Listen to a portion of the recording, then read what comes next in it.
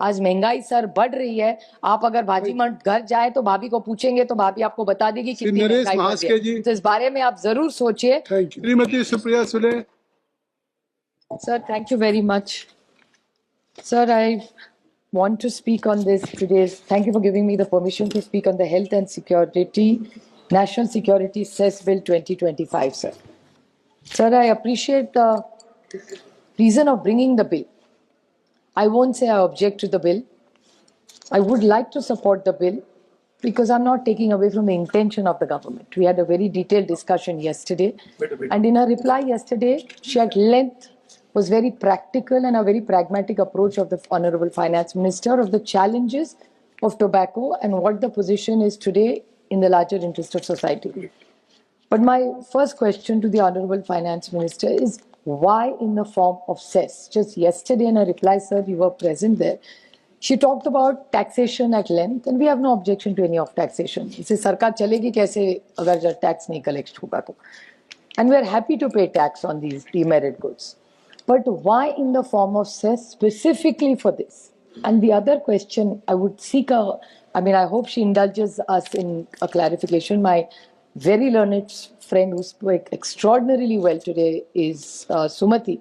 She also asked the same question, is that if this cess ever has to be doubled, they don't need to bring it back to Parliament. We are not against it. We will support any such thing if you want to increase taxes on any good which is not good for society at large.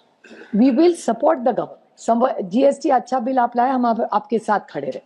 Operation सिंदूर के वक्त हम आपके साथ खड़े रहे. आप देश के लिए जो भी अच्छा करेंगे, हम पूरी ताकत से हमारी राजनीति जो भी डिफरेंसेस है छोड़ के हम आपके साथ देश के हित के लिए खड़े रहेंगे. और ये बिल अगर देश के हित के लिए है तो मैं बड़ी विनम्रता से उनको पूछना चाहती हूँ कि सेस क्यों, और आपको अगर डबल करना हो ट्रिपल करिए, कोई दिक्कत नहीं है, बट पार्लियामेंट में क्यों नहीं लाएंगे? How can you do then? What is the value and the sanctity of this democracy tomorrow you going to downside parliament? हम चुन के क्यों आते हैं सर? अच्छी चाचा, आपने भी बड़े, आज आपका बड़ा लंबा भाषण हुआ, उसके भी मैं थोड़े आपको क्लैरिफिकेशन, आपका भी बहुत अच्छा सर भाषण हुआ है, हमेशा ही अच्छा होता है. 2-3 important questions I would like to ask her. That in this cess, in the last 10 years, in the Honorable Prime Minister Modi regime, or era you can call it, the cesses have gone from 10% to 25%. I still remember, I miss Arun Jaitley ji. Arun ji जब थे finance minister तब हमेशा उनके मुंह से एक अच्छा शब्द आता था, कोऑपरेटिव फेडरलिज्म. हमेशा कोऑपरेटिव फेडरलिज्म की बात करते थे कि सबको साथ लेके चलेंगे, हर राज्य को उसका हक देंगे, और नहीं होगा जो पिछड़ा होगा उसको आगे लाने के लिए जो कर सके सरकार करेगी.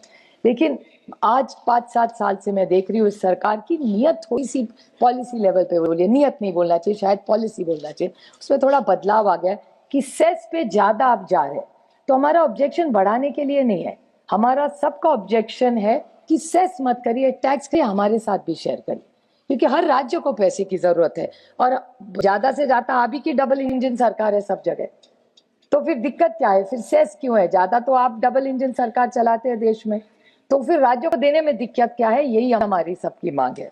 Sir, there is another thing I want to ask for a share clarification. I am not yielding sir, that I want to know what it is, the split between health and national security. आप health के दीजिए, अच्छी बात, देश के आरोग्य के लिए आपकी सरकार कुछ कर रही है, हम उसका स्वागत करेंगे. और नेशनल सिक्योरिटी में तो ऑब्वियसली सरकार के साथ ही रहेगी ऑपोजिशन, जैसे मैंने पहले कहा ऑपरेशन सिंदूर में आपके साथ खड़े रहे हम.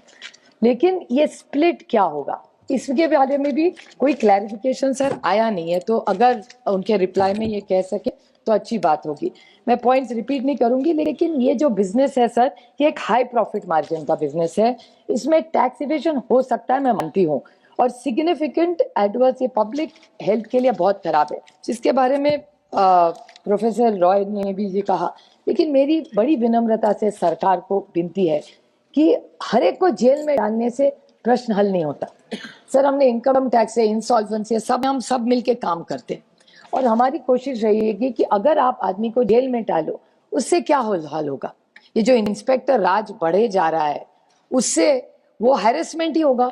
पता नहीं सच हो या झूठ हो, लेकिन अगर कोई बिजनेस कर रहा हो, मैं तो इस बिजनेस के खिलाफ हूं. मैं तो चाहती हूँ कि ये पान मसाला और गुटखा बैन ही हो इस देश से. पर ये चीजें हो नहीं सकती, मैं जानती हूँ कि हमने तो महाराष्ट्र में गुटखा को बैन किया, इतना ब्लैक में चलता है सर, मैं क्या बताऊँ आपको।